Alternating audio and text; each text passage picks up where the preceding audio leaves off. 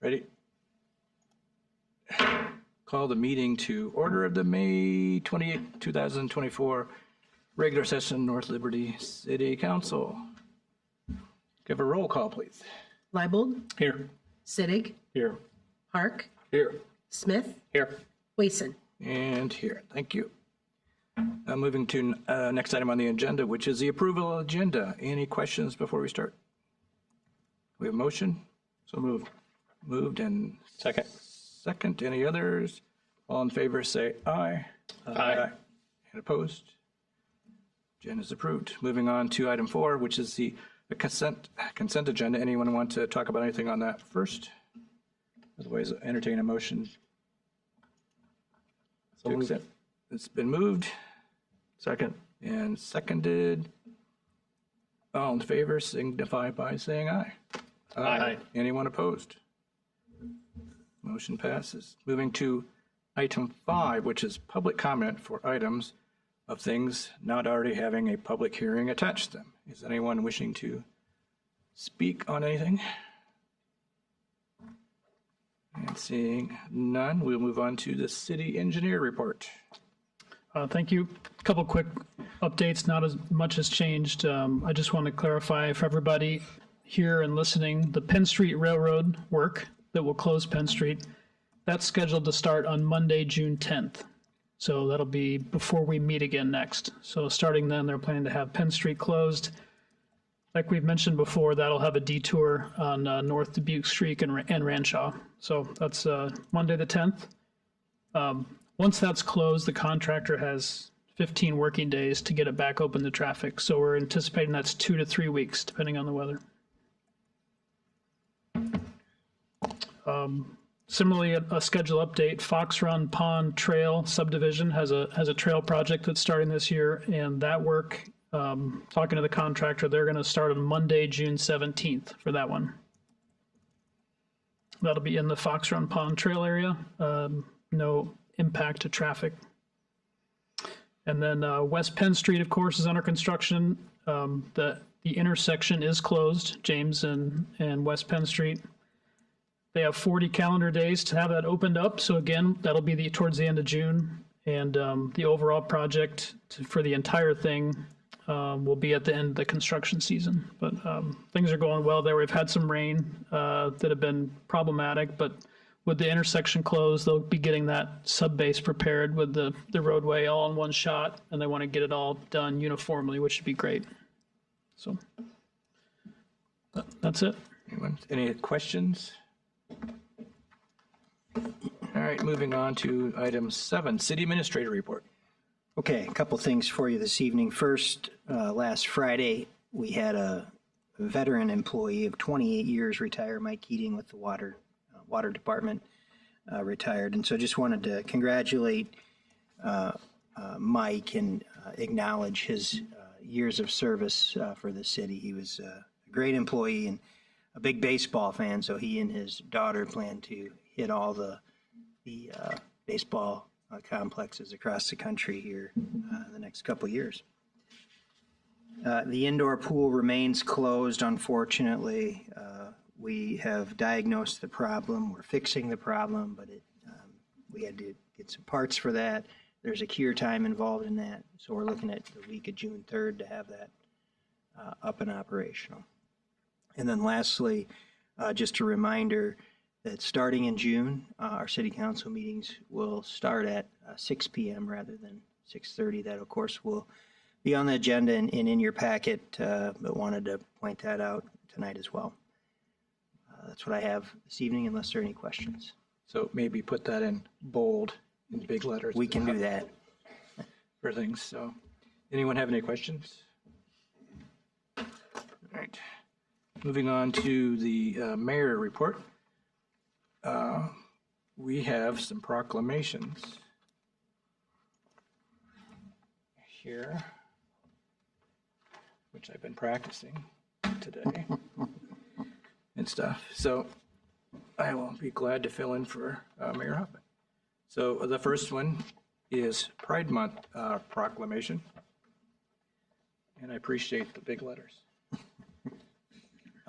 whereas Pride Month seeks to honor the history, struggles, and triumphs of the LGBTQIA plus community, celebrate the rights of every individual to live their authentic truth, and to support the rights of all people to experience equality and freedom from discrimination, prejudice, and violence. And whereas the City of North Liberty is committed to supporting visibility, dignity, and equality for LGBTQIA plus youth and adults in our community. And whereas while society at large increasingly supports the LGBTQIA plus equality, it is essential to acknowledge that the need for compassion, empathy, education, and awareness remains vital to end discrimination, violence, inequality, hate. And whereas the principles of love, acceptance, and inclusion are fundamental to building a more equitable and compassionate society. And whereas celebrating Pride Month influences awareness and provides support and advocacy for North Liberty's LGBTQIA plus community, and is an opportunity to act and engage in civil dialogue and intentional actions to strengthen alliances, build acceptance, and advance equal rights. And whereas the mayor and city council call upon the people of North Liberty to embrace this principle and work to eliminate prejudice wherever it exists, now therefore be it proclaimed that the City Council of North Liberty, Iowa does recognize June 2024 as Pride Month in the City of North Liberty, and would encourage all residents to join in celebrating the diversity and resilience of the LGBTQIA plus community, and to continue the fight for justice and human rights for every individual, regardless of sexual orientation, gender identity, or expression. And let us embrace the spirit of Pride Month with open hearts and minds, and let us work together to create a community where everyone can live authentically without fear of discrimination or persecution. I'll sign it for the mayor.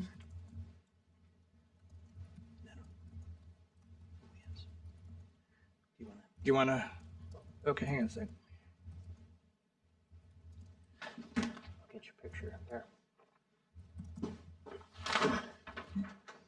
Good evening. My name is Alicia. This is Kelly, and we are here before you as a representative of the Anti-Racism and Social Justice Group in North Liberty. I want to extend my gratitude to each of you for your support in accepting the Pride Month proclamation. This proclamation is more than just a ceremonial gesture. It's an affirmation of our city's commitment to inclusivity, diversity, and the fundamental rights of all of its citizens. By recognizing Pride Month, we honor the courage and resilience of the LGBTQIA plus community, and we acknowledge the ongoing struggles they face in pursuit of equality and acceptance. So your decision tonight does send a message that North Liberty is a place where every individual, regardless of their sexual orientation or gender identity, is valued and respected. It reinforces our collective dedication to fostering a community that celebrates our differences and stands united against discrimination and injustice. As we move forward into Pride Month, let us remember that this is an opportunity not just to celebrate, but to educate, advocate, and support one another. Let us work together to create an environment where every person feels safe to be their authentic self and where love and acceptance are the cornerstones of our community. On behalf of the Anti-Racism and Social Justice Group and all of those that champion the cause of equality, thank you for your vision, for your courage, and your commitment to justice. Together, we can continue to make North Liberty a safe and loving community and a model of inclusivity. Thank you. You want pictures or? Oh, sure.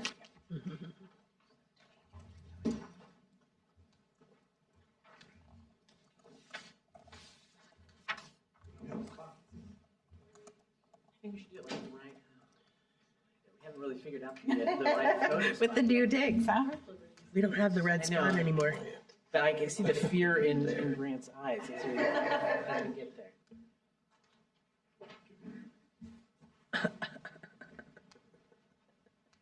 There we go.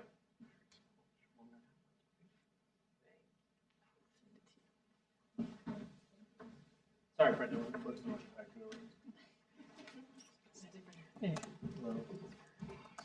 Your kids You're usually not here for everybody.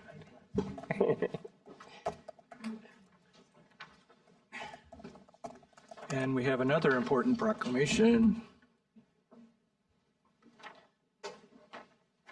This is a proclamation for Gun Violence Awareness Day. Whereas every day more than 120 Americans are killed by gun violence and more than 200 are shot and wounded, with an average of more than 17,000 gun homicides every year. And whereas Americans are 26 times more likely to die by gun homicide than people in other high-income countries, and whereas Iowa has 332 gun deaths every year with a rate of 10.3 deaths per 100,000 people, a crisis that costs the state $4.2 billion each year, of which $53 million is paid by taxpayers.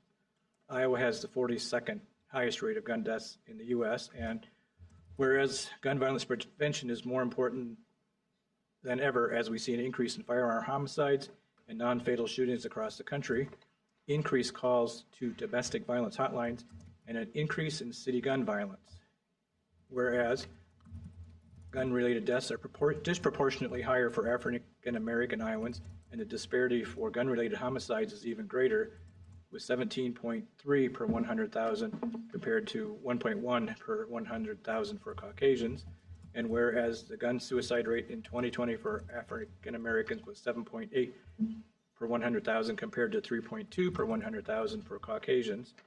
And whereas in January 2013, Hadiah Pendleton was tragically shot and killed at age 15, and on June 2nd, 2024, to recognize the 27th birthday of Hadiah Pendleton, who was born on June 2nd, 1997, people across the United States will recognize National Gun Violence Awareness Day and wear orange in tribute to Hadiah Pendleton and other victims of gun violence and the loved ones of those victims. And whereas Hadiah's friends who asked their classmates to commemorate her life by wearing orange, which color was chosen because hunters wear orange to announce themselves to other hunters when out in the woods, and orange is a color that symbolizes the value of human life. And whereas we renew our commitment to reduce gun violence and pledge to do all we can to keep firearms out of the wrong hands and encourage responsible gun ownership to help keep our families and communities safe. Now, therefore, be it resolved that the North Liberty City Council does proclaim June 7th, 2024 as Gun Violence Awareness Day in the city of North Liberty.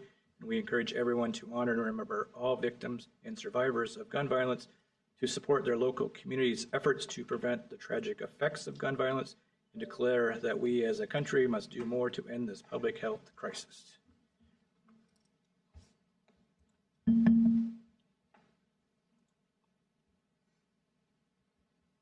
Somebody want to?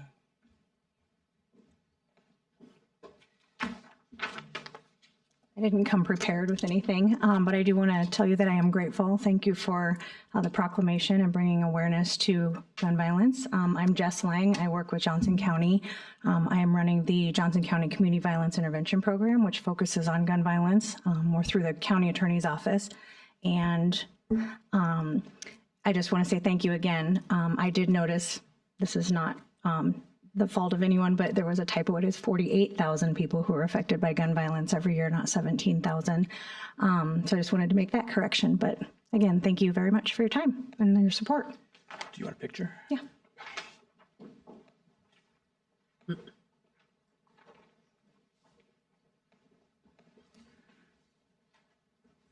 Your exercise.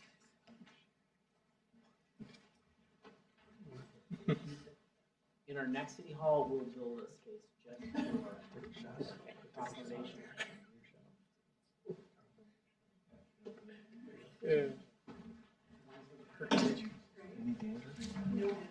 We need a proclamation wall. There's no circle either. We did miss this. They should have cut that out of the carpet and brought it over after cleaning. Okay, check. All right, moving on to city councilor reports. Anyone have anything? Yeah, I can start. Just a couple of things on behalf of the City Council. Last week, Thursday, I attended the Business PM at Pin Seekers, hosted by Greater Iowa City. So I just wanted to say thank you to those groups. It was a really nice event. It was really well attended. Had an opportunity to connect with a number of folks from within the region. So it was really wanted to say thank you for that. Just more of an awareness piece, both the Liberty High School and Liberty Lightning Baseball Club tomorrow night, actually, at the varsity baseball game, we'll be collecting new and gently used sports equipment in addition to cash donations for our neighbors and friends in central Iowa that were impacted by all the storms. So if you're headed out to the ball game tomorrow night, if you just maybe consider grabbing a bat that's in good condition or a glove or soccer ball, I believe they'll take it all. And then just with Memorial Day yesterday, I just want to take this opportunity to say thank you to our military personnel, especially those who died while serving in the United States. So thank you to those folks and their families. That's it for me. Okay, thank you. Go ahead.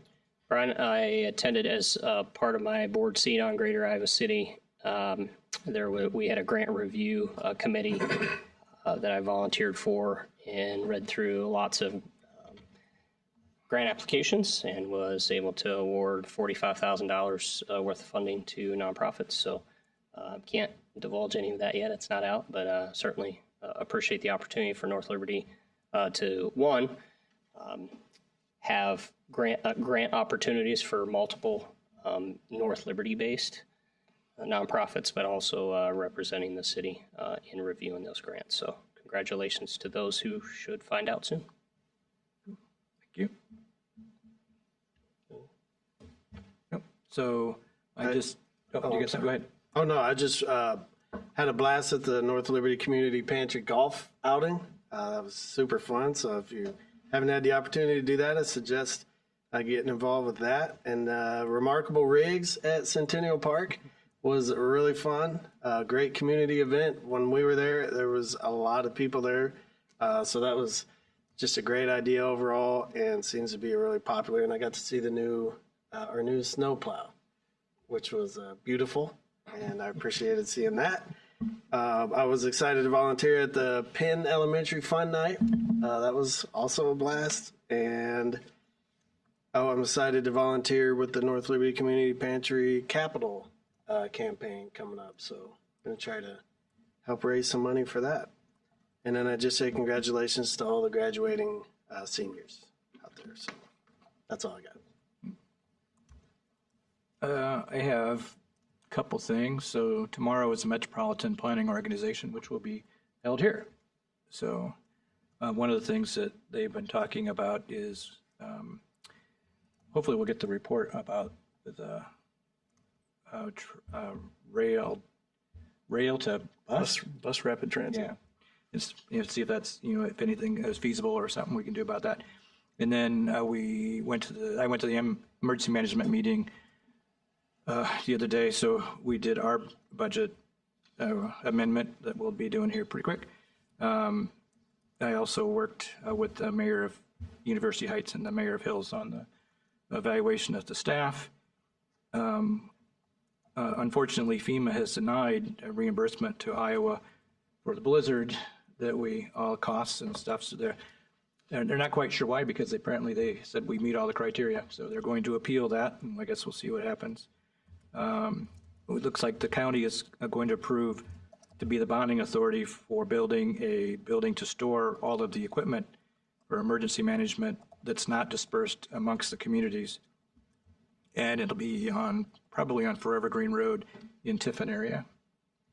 And we were able to get funding for a new storm siren, which we decided to put down by Stringtown, where they had the tornado the other day. So to cover that area a little bit better. And that's what I got. I just have one thing. Oh. I attended the living room conversations at the library on May 16th. If anyone else, I know there will be others coming up. This one was about trust in elections, and it was basically just groups of, 4 to 8 people sitting around talking, answering, there were question prompts and having discussions about how we feel about things. And I know they're planning on additional living room conversations in the future. I urge everyone to attend who's interested. Yeah, that looked like a really cool idea. All right, moving on to item 10, which is the fiscal year 24 amendment to the budget. So first we'll have a public hearing regarding the proposed budget amendment. So I will open the public hearing. Does anyone wish to speak about the budget amendment? Were any written comments? Nope. And I will now close the public hearing. So resolution, item B is the resolution 2024-56, the resolution amending the current budget for the fiscal year ending June 30th, 2024. Can I have a motion for that? So moved. Been moved. Second. And seconded. Any questions, discussions? So this is just kind of making sure extra costs that we incurred, and then things that extra income we got, just to make sure the budget balances out. Exactly. So, roll call, please. Sittig, Aye. Park, Aye. Smith, Aye. Leibold, Aye. Wason. Aye. Motion passes. Moving to item 11, 2024A bond sale, which is a public hearing on a proposal to enter into an essential purpose loan agreement. Is anyone, so we'll have an open public hearing on that. I'll open the public hearing. Anyone want to? Any written comments? Nope. I will close the public hearing and move to page 2. Item B is resolution 2024-57, a resolution taking additional action on proposal to enter into an essential purpose loan agreement. A motion for that? So moved. Second. Moved and seconded. Could you just give us a little what the funds for? Sure. In this particular case, this resolution is specific to the Penn Meadows parking lot project. The following resolution is specific to the North Side Park that we purchased earlier this year. And then once the bond sale is here, or once we sell those bonds, it'll actually include funding for City Hall as well. We have several different borrowings going on at once here, but it'll all be wrapped up into one sale. So tonight, because we've done some of the work already for City Hall previously in terms of the paperwork for borrowing, tonight's focuses are on the North Side Park and the Penn Meadows parking lot. So, any questions? When will the sale actually take place? I don't know if we have a date. We don't have a set date yet. set yet. All right. Barring other discussion questions, roll call, please. Leibold, Aye. Sittig, Aye. Wason, Aye. Smith, Aye. Park. Aye. Motion passes. Moving to item C, resolution 2024-58, a resolution setting the date for a public hearing on a proposal to enter into a general obligation urban renewal loan agreement. A motion for that? So moved. Second. Moved and seconded. Any discussion or further questions? Roll call, please. Leibold, Aye. Smith, Aye. Sittig, Aye. Park, Aye. Wason. Aye. Motion passes. Moving down to item 12, the Centennial Event Center. So resolution number 2024-59, a resolution accepting the bid and authorizing execution of the contract for the Centennial Park Events Complex Project, North Liberty, Iowa. I will actually move that because I've been a big fuss about it. Second. Any discussion? Everybody's questions feel pretty good with the engineer. We do. Josiah's prepared to say a few things if you'd like. Yeah. Yeah, go ahead. So you saw the letter and Ryan's memo. Yeah, the bids are competitive, 7 bids. I know there was a question about the low bidder being a bit lower than the others, but we did go through a standard process of reviewing that with the low bidder. Specifically we talked to them about the cost and the low number, and compared to the others, we just wanted to make sure that there wasn't a math error, a mistake, or something was forgotten. In addition to that, we go through like I said, the scope of the work and the schedule, and we just make sure there's a really good understanding that they know what the project is and what we expect. And part of that was, is the number you provided correct and accurate to do what to build it? And they were comfortable with it. And like I said, we reviewed their subs and some of their work, other projects they've done. You know, it's not a new company doing their first project, so it's well within their wheelhouse. And so, yeah, we're comfortable identifying them as a responsive and responsible low bid. So we do recommend that award tonight. Cool. So, I mean, they're a pretty good company. And actually, everybody who bid actually was pretty, really good companies and stuff. So I'm glad we got so much Yeah. attention to it. Any other questions? No, I appreciate you answering those questions I had previously. I think we should note that this was, what, $1 million below the estimate? Around that? Is that Yes. right? And now, actually, all the bids were below, were they not? Or pretty much? I think they were, like our estimate was originally a little over 8. I think they were all under 8. So, And so, yeah, to have 7 bidders on that big of a project and scope is great interest. Yeah. We should be very grateful that we are saving that money. yep. Well, that's good. So, anything else? Roll call, please. Wason, Aye. Sittig, Aye. Smith, Aye. Park, Aye. Leibold. Aye. Motion passes, and starting right after Blues and Barbecue. That's the plan. All right, moving on to item B, staff presentation regarding the Centennial Center rental fees when we get it built. Hey, folks. This is really exciting. That was an exciting sort of milestone. Let's not go unremarked on it. So Jillian and Angela worked really hard to find a balance between affordability and sustainability as they put together our proposed rates, so that which we hope to have in place before groundbreaking, so that we can start to book this really exciting space. We're trying to align, obviously, making sure this is sustainable, making sure this is affordable and accessible, as well as trying to align that with other city-owned spaces and future spaces that will continue along with the build out of Centennial Park. So we're really excited to present this to you. I'm going to turn it over to them. They did the work. They know it better than I do, but we're all here to take you through it and answer questions.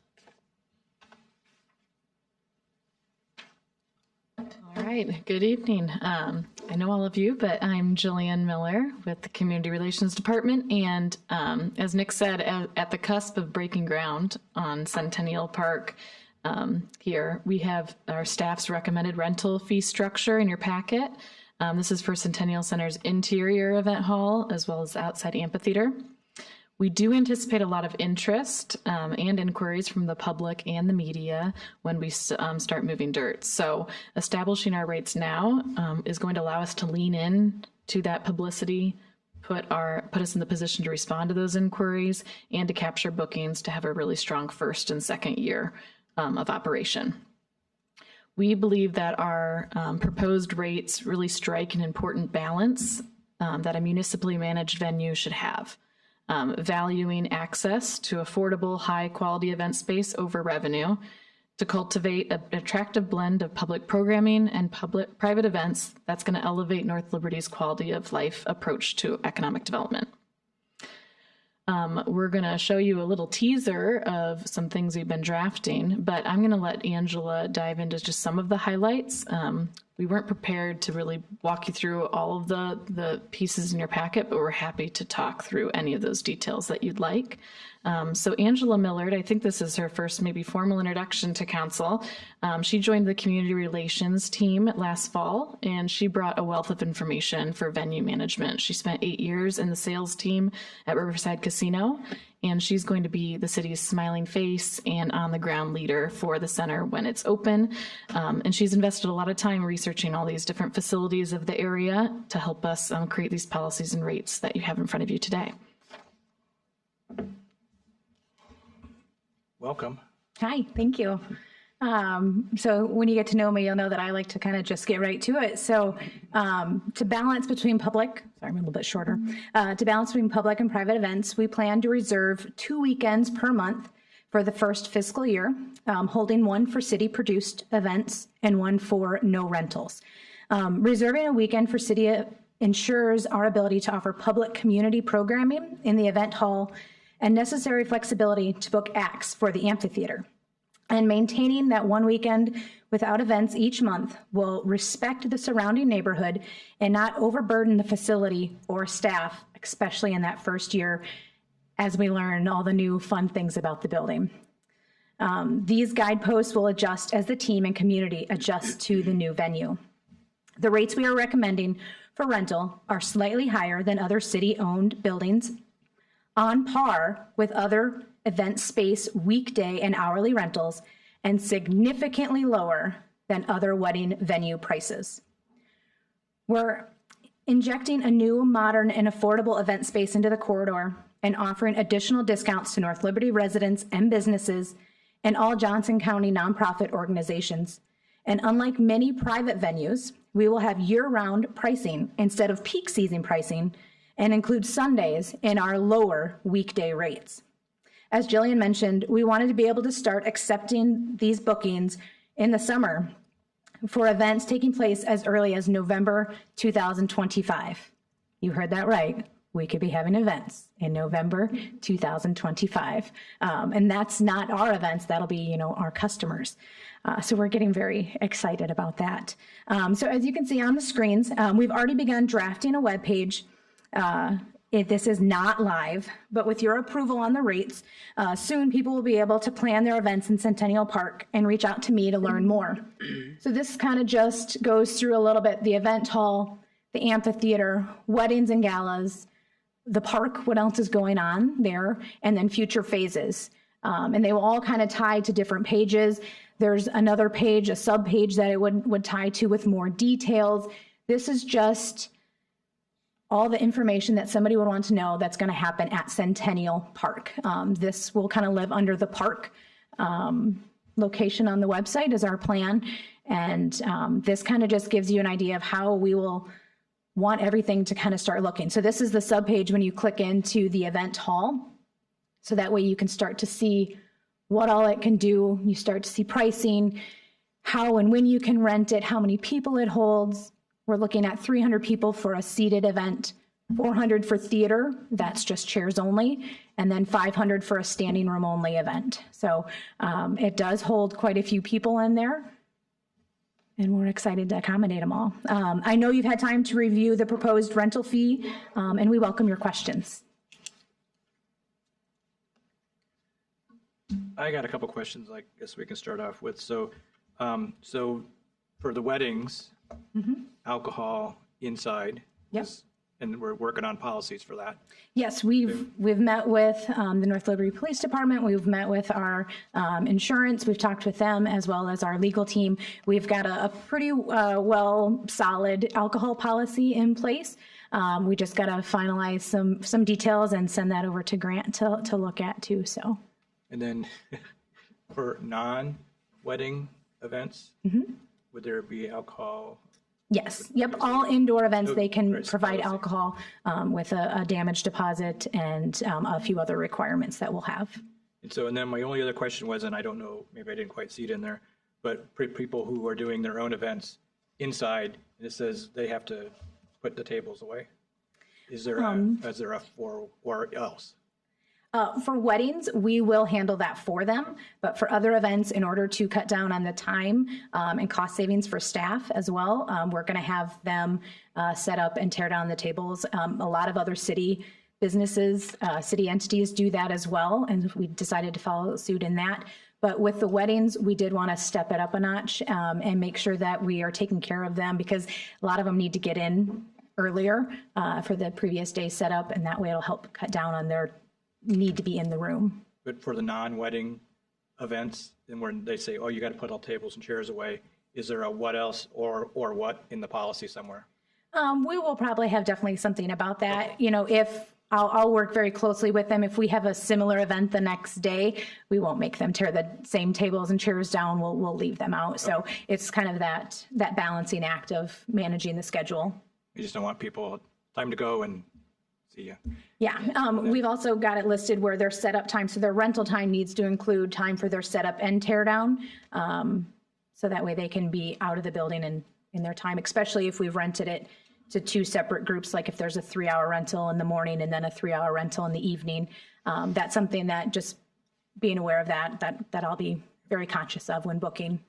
I appreciate that you guys really, that looks pretty good. I mean, there's a lot of data in there to look through, and you guys did your homework on that. Any more questions? I do. I have a couple. So catering, are we going to have catering relationships? Are we going to provide names when people ask? Because I know I would ask if I were coming to the event. We've had conversations internally with our legal team. We are not going to have preferred vendors. That's a tricky thing for us to get into. Yep. We can certainly refer folks, I suppose, or we'll continue to explore that. For local. Require them to go off a certain list. Sure. Well, requirement's one thing, but selling ourselves in North Liberty-based businesses, I think, is important. And so outside of legal speak, we certainly would appreciate that as a council, that we are leaning towards North Liberty-based businesses first, if people ask. Inside of legal speak, we'll do what we can to do that. Understood. We would prefer then- to have it too, so yes. And then nonprofit. So we are, I believe, a very friendly nonprofit town. And I know that we're going to have asks to partner and have space availability. The detail that you guys have in here to be able to, Jillian, what you talked about is really launching this in year 1 and 2.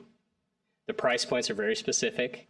You can tell it just by looking at your charts and where you guys are priced, why you are where you are. It makes perfect sense to get this thing off the ground and running with it. How will we be able to fit the nonprofits into that as well and be a good partner locally? Are you referencing, so we do have the nonprofit rates. Did you see that? Yes. Okay, so are you seeing how can we be even more accommodating? Scheduling wise. So when she talked about the scheduling time blocks, is there something there? Is it a floating? Is it a 6-month, time frame that we need to know to book them in? Well, we'll take all the bookings the 18 months out. However, if we have, I think that there would be in general some more flexibility the closer things get if certain times of the year aren't as booked up. Okay. But if a nonprofit were to come up to us, maybe we've gotten our feet, used to the facility and we have that reserved weekend of no events, that we set aside, there could be some flexibility there to accommodate another group. I would just add, Brent, that we are other city-owned facilities, not in North Liberty, won't offer their nonprofit rate until a much closer time to the actual booking. We're willing to do that at the same time as the general public. I see. That's a good point. We saw as little as 6 weeks out that the nonprofit rate could be used in other places. To fill unused time. We're willing to offer that 18 months out. Excellent. But yes, most of the nonprofits might book not as far out as, say, a wedding. So we will definitely be as flexible with them. And, when we're 3 months out from an event date, we probably already know what events are happening, what's going to be booked. So just kind of that's just the business of events. So, yeah, take them as they come and take as many as we can handle. Just more of a comment and part of a question. I know it's probably a huge lift looking ahead 18 months, right? But just from an overall comprehensive, just the amount of information, the summary views, I very much appreciate it. So I know the effort and the work that goes into just getting to this spot. So thank you very much. When you look at scheduling, and it's 18 months out, from a priority standpoint, right? I imagine there's already pent up demand for this. So just, I would be probably more inclined to see some additional information on, hey, here's how we plan to prioritize if we have conflicts. I think it'd be helpful that we're all on a consistent basis and we can relay the same message, because Brent's going to get asked and I'm going to get asked and you're going to get asked. And I said, yes, go to the website to book, but what happens when? And it's bound to happen just because of the way the facility is. So some additional information, I think, on how you plan to prioritize scheduling better arms us all. Yeah, I think in general, it is going to be first come, first serve, right? That when folks go to book that space, Yeah. And when they get to signing an agreement. And that's what I kind of anticipated. But I also know first come, first serve when it comes to programs at the rec center, and some of the headache and nonsense and the timing that folks, you hear, at least from a before and after school. I know what time my wife went up to register for some of those types of things, right? And it was very early in the morning. So as much as we can get ahead of that in advance and at least inform people, then they're not just looking at the wake of responses. And so how to best address that. Absolutely. Thank you. Yeah, to follow up on that, we were just talking, it's on here, going to the event whole page. We actually were just talking about, so we have it on here that we're taking November through September. So when we first start taking bookings in July, we'll be taking them through September 2026 to try and get us through most of that wedding season, big event season. So that way they're not, otherwise if we just are only taking 18 months out at that time, we'd only be taking for 2 months of reservations. So we're gonna start right away with just taking it out until September 2026 to keep it simple for everybody. And then, so that way they can get ahead of it too. Yeah, and then we're gonna also, be able to offer that first right of refusal if they're coming back or, a repeat event. But we did talk as well that everybody needs the same opportunity to have access. So just because one event was in that building one year, it does not guarantee them that the next year, because everybody should have the same right to a date. So, yeah. Thank you. Like I said, it's very comprehensive, very well done, and just looking at those. Thank you. I was also going to add that this just adds another space in our inventory of spaces in North Liberty. And so as we run into groups that maybe the fee still is a stretch for them, or there is a date conflict, we still have the Jardine Conference Center that a lot of people don't know about, that it has a different aesthetic, obviously, but we have that as an opportunity. We have flexible meeting room spaces at the rec and library that are going to be alleviated a little bit with this building in some ways. So it's just another tool in our toolbox of providing community event spaces. And so we will, make sure we're always exploring all options with folks. Yeah, thank you. I would just add just the excitement of everything. I couldn't be more excited. And the city, events that you guys we'll be doing there, I'm sure will be amazing. So really excited about that. And then as I look at all the comparison of prices, I just got done having a wedding, and that wedding is for a wedding venue is competitive, and I think all of them are competitive. So I think you did a really good job with the pricing. So I know you've had internal conversations about fee waivers for lower income folks. I wonder if you would share those conversations and where we're at with that. Yeah, so currently we don't plan to offer any specific fee waivers for low income folks. We don't do that at any current city facilities, and none of our neighbors do either. We think that $300. We did try to approach this in a way that $300 for an event space that holds 500 people seemed very reasonable to us, and try to make sure that there were places that the community could get in there. We also see this as Jillian mentioned, as part of a larger collection of spaces that folks can use. We did talk about this with Micah in our office, our outreach and equity coordinator. She agreed that we get into sort of some sticky spots if we move down that path as well. So she was on board with this plan.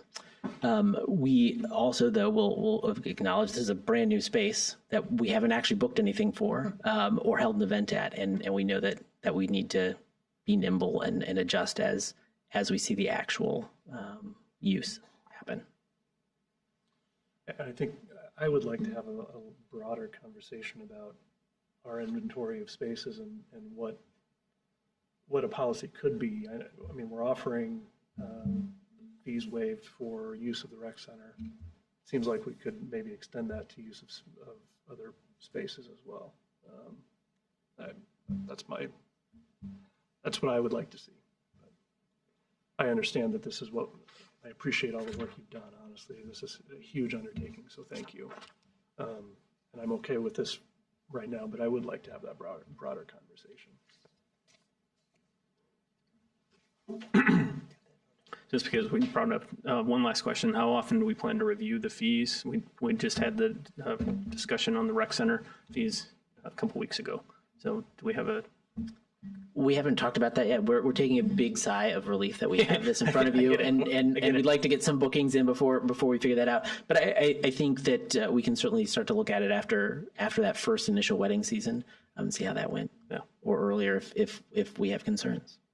If I could add that when Angela's been doing this research, over the past couple months, when she's gone back to certain sites again, their rates have already changed. So the rates that you're comparing in front of you are what they're charging today, and we're not even open yet. So even that comparison table will shift, but this is what we're offering and would we be committed to honoring through the 18 months, when someone pays their balance. But yeah, we'll have to look at it, but how often, undetermined. Okay, thank you. Are you going to engage survey response at the end while we have them captured at the end, whether it's around payment time, to get feedback, especially early, to see what we need to tweak, change, add, subtract? From those that book at the events, definitely. Yeah. Excellent. And will you be able to get a calendar up so if people are going to look, I want to have something, and just, that weekend is blocked off? I have that done through almost 2027, so yeah. With what might work best for us to hold for our concert dates, because if we're having something out on the amphitheater on the stage, we will not be having a separate group inside because you can see out there.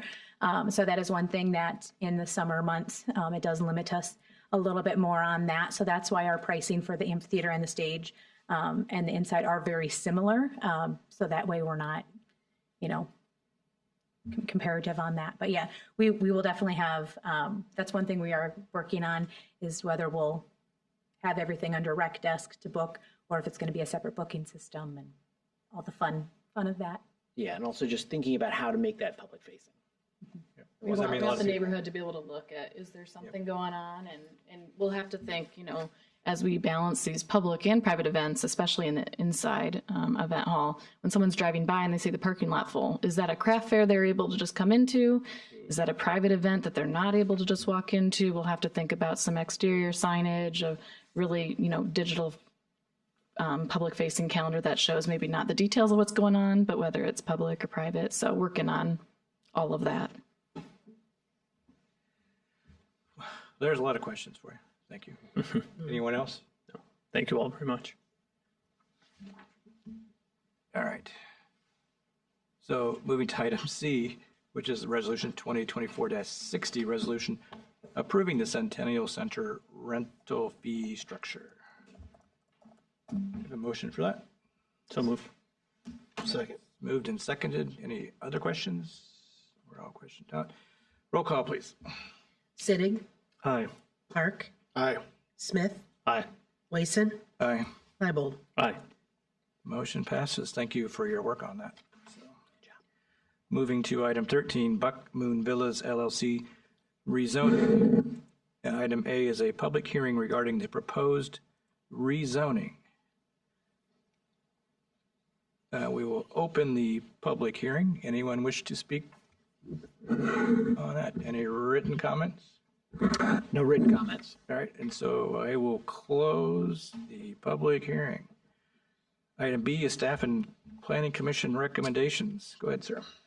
Okay, so this is just a very minor request, and I think we're pulling a couple maps up here on the screen from RS6 to RM12, and the RM12s are anticipated to have duplexes on them. And so during the design of the subdivision, which we're approaching the end to, I think we're getting very close to approving those. There was a couple lots that did not meet the minimum lot size requirements for RS6. And so what happened was and one of the lots was triangular shaped. It was just an odd shaped lot. And so what they ended up doing is, there we go. You can see it up on the screen. Those are the locations in the subdivision. It just made sense for those to be RM12. Again, you can see the location with the hatched area, which is blue. It's located right next to existing RM12 in the subdivision. and the others next to the RM12 and also next to the substation in Centro. Just made perfect sense to us for it to be RM12 as well. The future land use map is urban medium intensity, so it's consistent with that, with the future land use map. And here it kind of shows the subdivision layout with the proposed lots. And again, along Dubuque Street, you can see those are townhouses. And on the east side, adjacent to Central Way, also townhouse development. So these just made perfect sense in staff's opinion. We did have a virtual good neighbor meeting on April 5th. There were a couple people outside of city staff and the applicant. No one had any objections. There's none in the file. Although it's outside the normal notification boundary, we contacted representatives of the Foxfront subdivision, informed them of the meeting. And again, we've received no objections to this request. Planning Commission considered this request and unanimously recommended approval at its May meeting.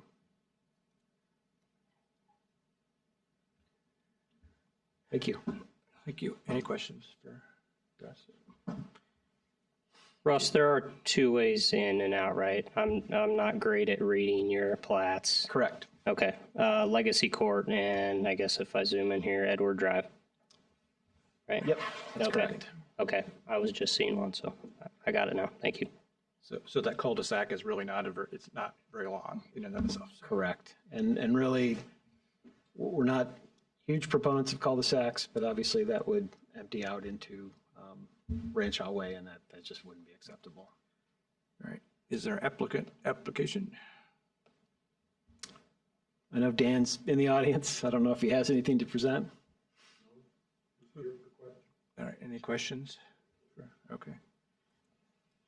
So item D, first consideration of ordinance number 2024-04, an ordinance amending the zoning map district designation for certain property located in North Liberty, Iowa from RS6 single unit residential district to RM12 multi-unit residence district. A motion for this? So moved. Second. Moved and seconded. Any more discussion? Roll call, please. Gleason, Aye. Park, Aye. Smith, Aye. Leibold, Aye. Sittig. Aye. Right. Motion passes. Thank you much. Moving to item 14, Primestone residential rezoning. Item A is a public hearing regarding the proposed rezoning. I will open the public hearing. Anyone wish to speak on that?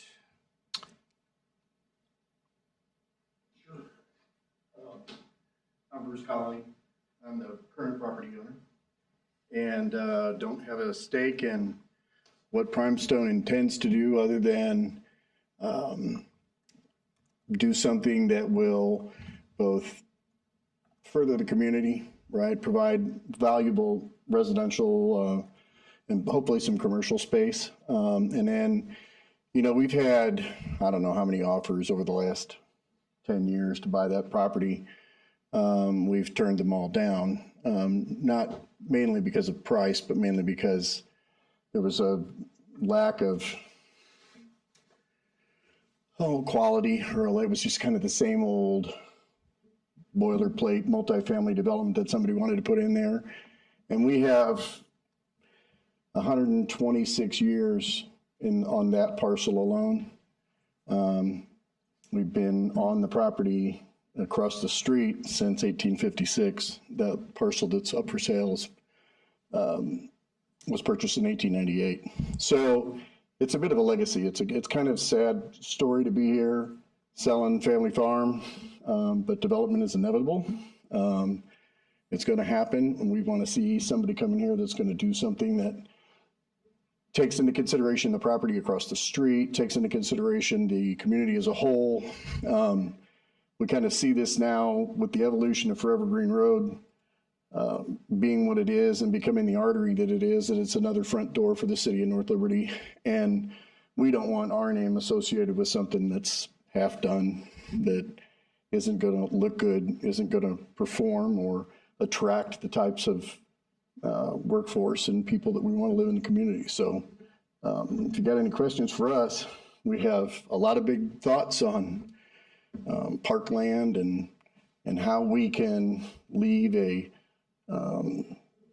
positive imprint on the city and a positive imprint on this property, both in North Liberty and then the other 150 acres in Coralville that are all kind of going at the same time. So I will say Russ has been great to work with, answering questions, working through the issues, working with Primestone. I get nothing but great comments back from the developer that everybody has been great to work with. So other than that, I appreciate you guys working on this and looking at this, and I'm happy to answer any questions.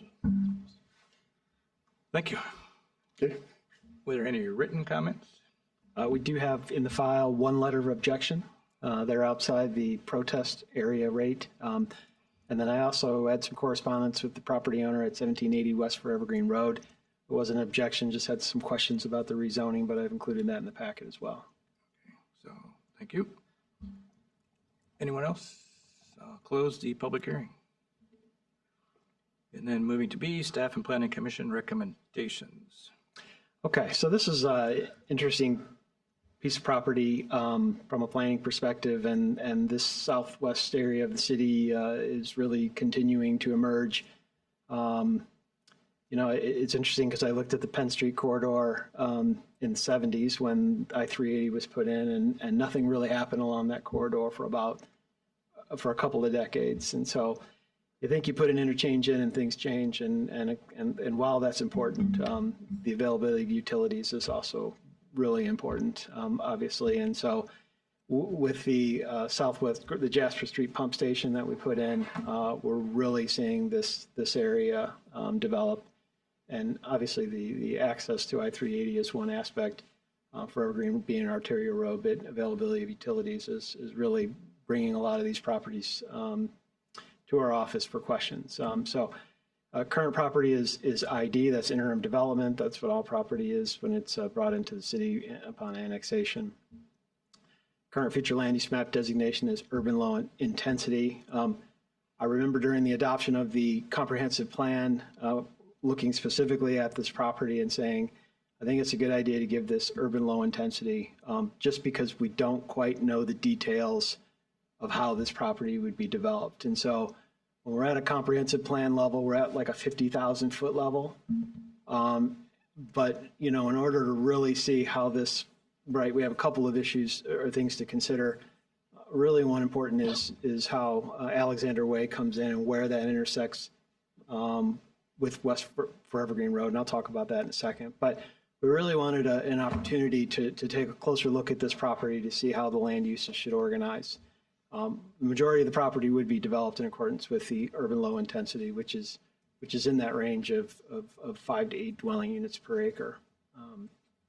But there is a land use request on a little bit over 7 acres, and that's on the frontage of West for Evergreen Road from urban low intensity to urban high intensity.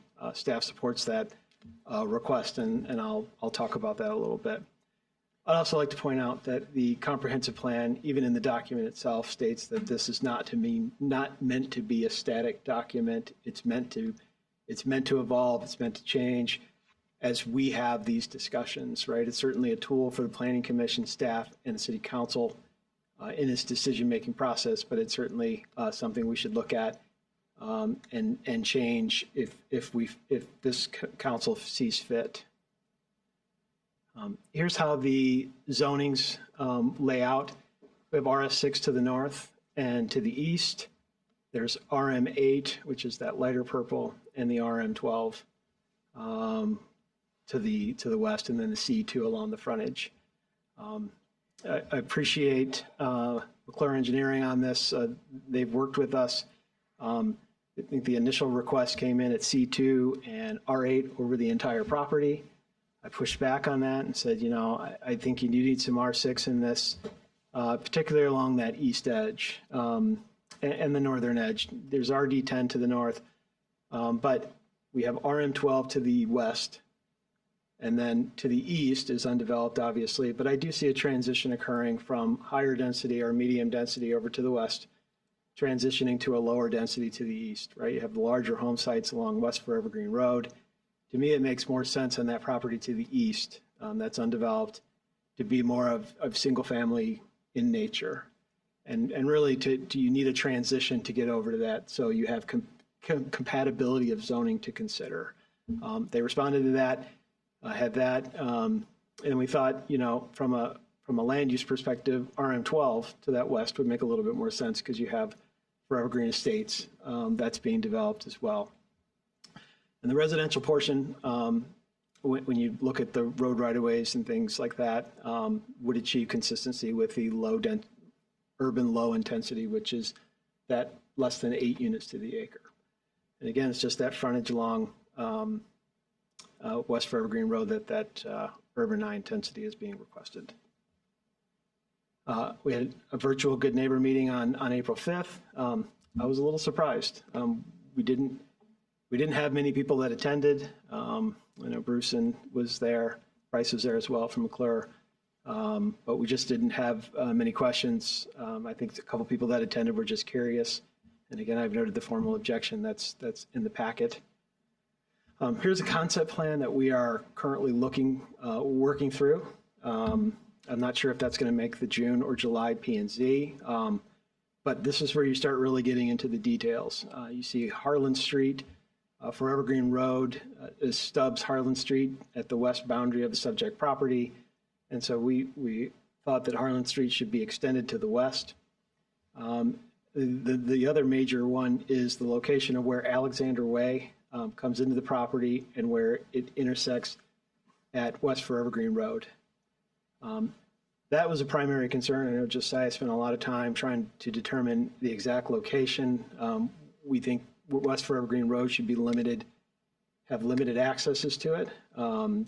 This would be the only access we planned for this property, for these commercial properties. We wouldn't have individual driveways coming off. So the location of Alexander Way was really paramount in our consideration. And I think Josiah looked at spacing of other existing roads and future roads for that consideration. And we think it's pretty close. Then there's a cul-de-sac that goes down, and again, we're not a big fan of cul-de-sacs, but we just didn't see a need to connect another east-west street south of where Harlan would be. And again, just showing the location of where Forever Green Road and where Alexander Way would come down.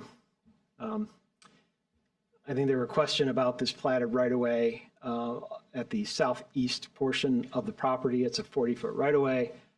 Based on it being a 40-foot right-of-way, I suspect it was planned for the future Alexander Way. That location does not make sense to us. If you look at where the Covered Bridge Boulevard, is it?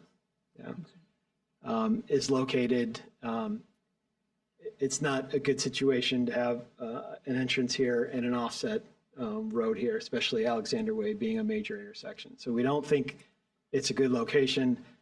We didn't recommend to the engineer that they locate it there. So you have this, potentially this remnant 40-foot right-of-way. Let me go to another picture here. There's actually quite a nice buffer on it. I kind of drew the lines of where there are.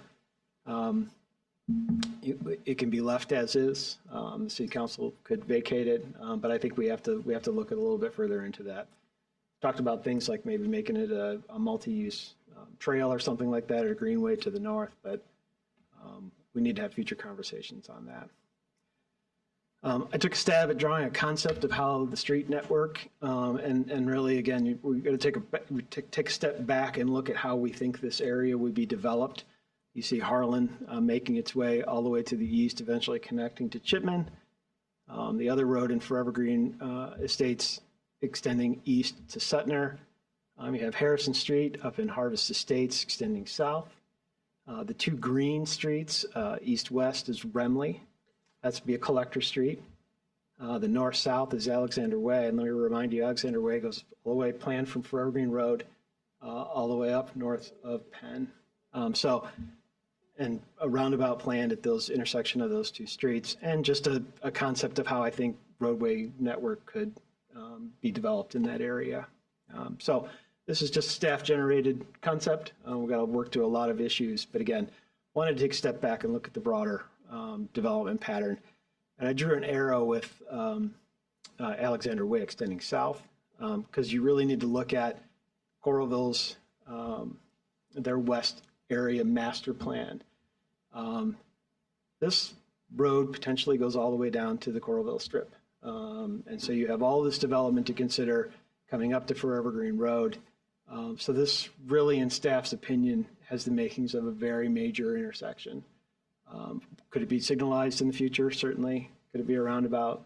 Certainly. But we continue to advocate that intersections of arterials or arterial and collectors, which this would be, are what we call the healthiest nodes for higher intensity or density.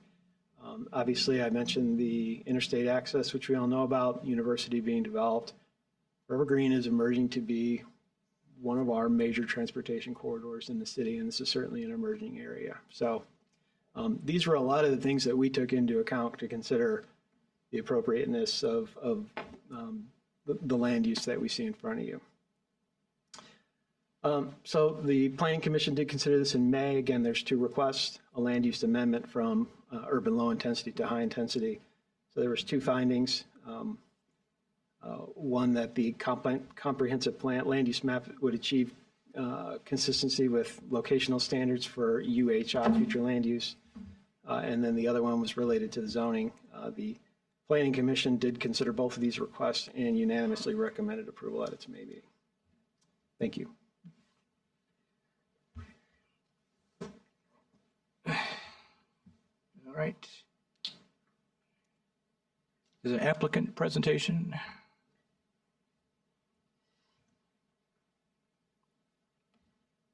Good evening.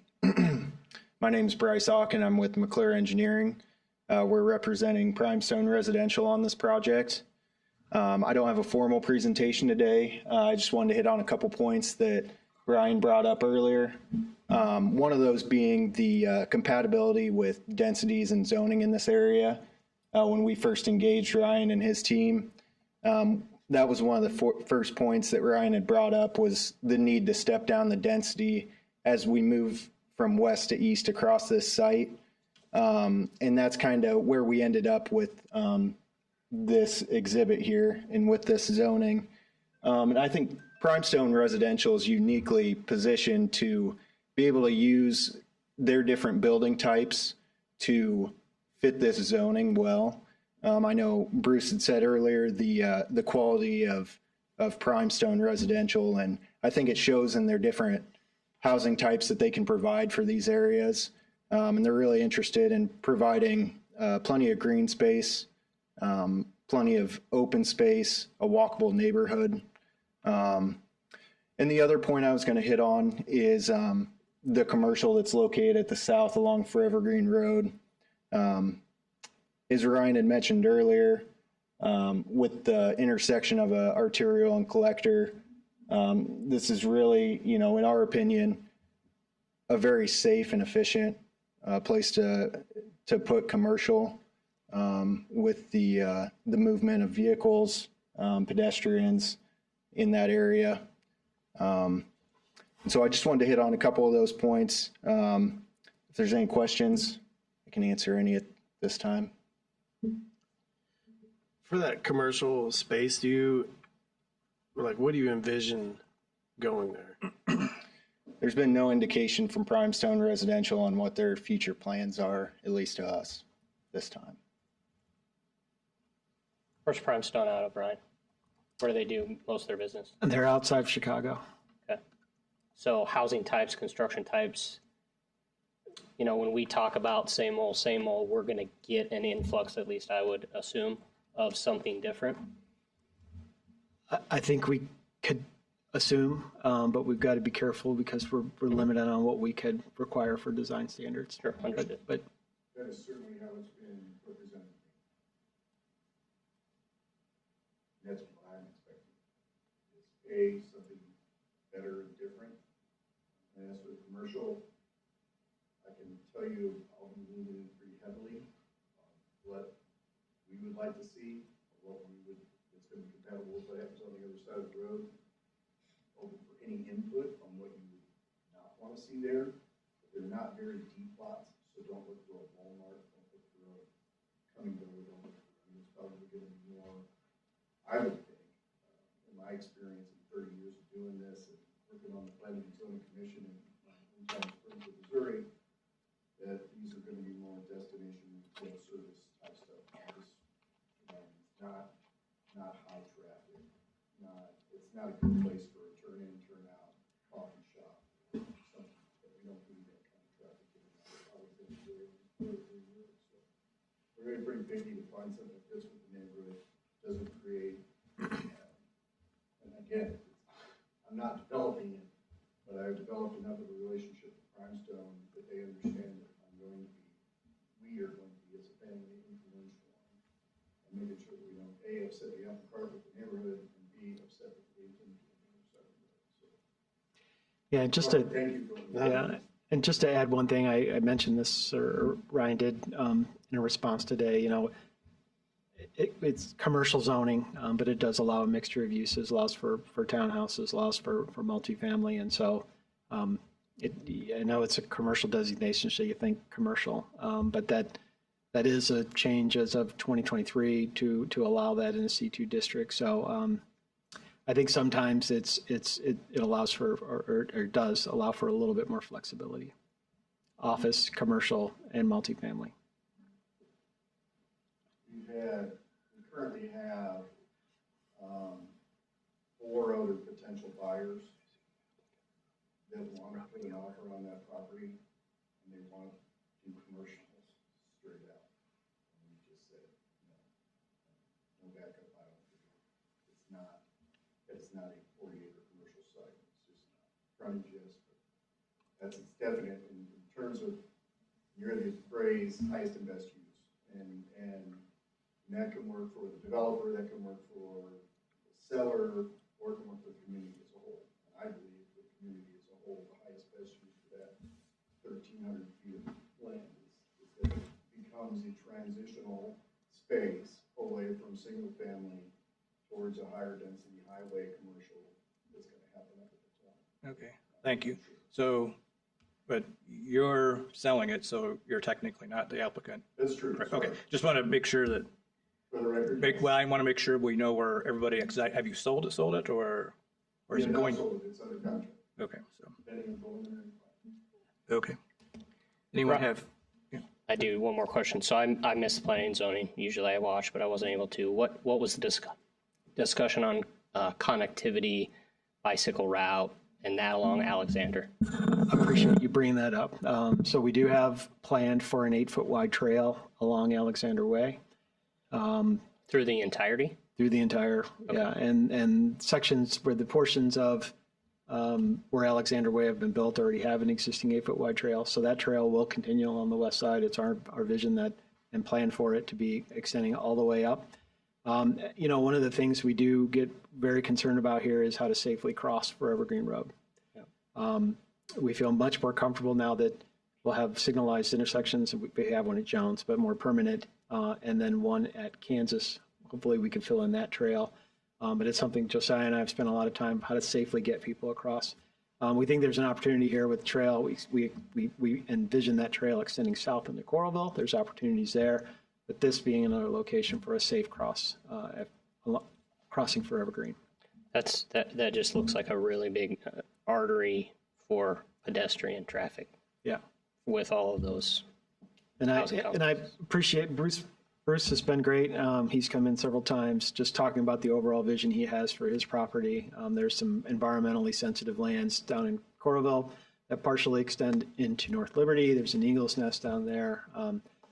We're a long way with this, but this is the part I get excited about. Obviously, the planning part and the talking about, potential of something unique like, trails, pedestrian trails, bicycle trails along more of a nature preserve. We just don't have that in town here. And being able to provide that connection all the way through would be something that we're really exciting. Our community just doesn't have. Not to belabor it, but I just wanted to thank you for keeping the North Liberty as a whole in mind, when you're doing this stuff. And if that does end up being, commercial space, obviously, Forever Green's going to be, a lot of people are going to experience North Liberty along that road. And so, I think it matters quite a bit what what ends up going there, particularly from an aesthetic point of view on Forever Green Road. So, I was just happy to hear you say that. So thanks for your comments. Just a quick point of order. I think we're still at the applicant presentation portion of this. And so after this, then we'll have a resolution to consider, and then you could have more discussion internally. They want to keep everybody in order if you can. All right, so anything else, sir? No, thank you. All right, so item D is Resolution 2024-61, resolution amending the future land use map. I'll move this. Second. Moved and seconded. Now more discussion. I said what I wanted to say out of order, but So that's probably I'm good. I just, from what I've gathered, it sounds like we've got buyer, seller, city all kind of aligned and at least on the same page. So I know there's a lot of effort that goes into that and a lot of consideration, not just today, but also the future. What I'm also encouraged to see from the packet of information is that there was some disagreement. And so we've kind of been able to, or not disagreement, but at least differing opinion. And working through all of that, I think, is the intent and purpose of getting all these groups together in this council. So for that, I'm very appreciative and just encourage more of that as we look into 2024, 2025, and beyond. So thank you for that effort. The way in which Rusnick has worked with these applicants compared to the dissent that we received shows two ways about doing things. And I'm very pleased with the way in which Rusnick is moving our city forward. Thank you. Appreciate that. So just from a totally other point of view, I would not be in favor of this just because of the commercial aspect down there at the bottom. So we can say this is what we want to do and this is what we want to see, but once it's set that way, then we have much less control over it and stuff. So, I think that everybody has a good idea of what we want to do, and I've actually been doing this a long time, and I've actually worked with the colonies before on things in the way back days and stuff. So, and that worked out eventually pretty good, but there was some things that needed to get worked through and stuff. I'm just really worried about the commercial in that area because you just don't know what's going to end up being there, even if we can limit it somewhat. So they will not be in favor of amending the future land use map. Anyone else? Roll call, please. Leibold, Aye. Wason, No? Sittig, I abstain due to a conflict. Park, Aye. Smith. Aye. All right, motion passes. Moving to E is first consideration of ordinance 2024-5, ordinance amending zoning map designation for certain property located in North Liberty, Iowa from ID Development District to C2 Highway Commercial District on approximately 7.65 acres to RM12 multi-residence on 17.01 acres and to RM8 multi-unit residence district on approximately 9.1 acres and to RS-6 on single unit residence district on approximately 9.9 acres. The motion for this? So moved. Been moved, Second. seconded. Any further discussion? Roll call, please. Smith, Aye. Park, Aye. Wason, No? Sittig, Abstain due to a conflict. Leibold, Aye. And just for clarification, the person who is objecting is outside the 200 feet. That's correct. Okay, so we're good. Yes. Okay. Yeah, there was no 3/4 majority required. Okay.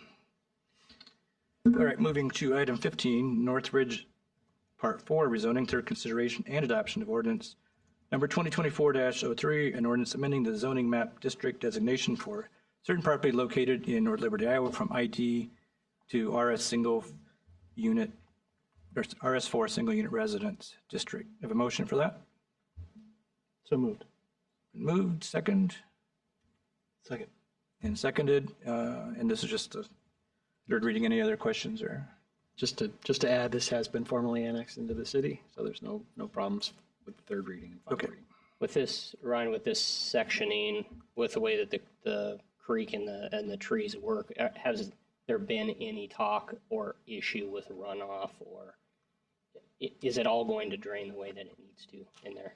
Yes. Okay. Yeah, we haven't gotten in. We've looked at some preliminary concepts for it, but we still have to get into the really meat of it. I know with fjords, their concern has been infiltration, but we believe that with the development of the area south of Oak Lane, with developing those with detention ponds, that it should improve their situation, because you'll have infiltration in ponds in that subdivision before it rises up and flows into there. So that we believe this should improve their situation. Okay. Any other questions? Roll call, please. Sittig. Aye. Wason. Aye. Leibold. Aye. Smith. Aye. Park. Aye. Motion passes. Moving to number 16, old business. Any old business? Moving to 17, new business. With the development we're seeing along Forever Green, I wonder if we at our goal setting session talked about a master plan for Forever Green. Is that something that we're going to be moving forward? We've had some preliminary conversations. So ultimately, it would need to come in front of the city council. Right. With a cost or a price tag to it.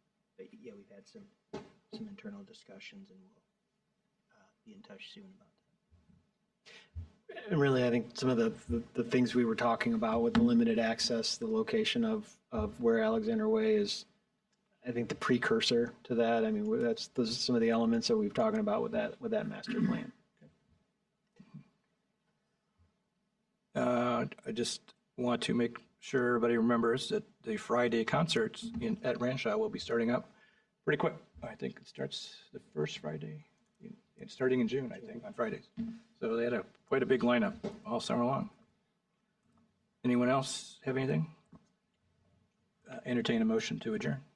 So moved. Second. It's been moved and seconded. All in favor, say aye. Aye. Opposed? Motion passes. We are adjourned.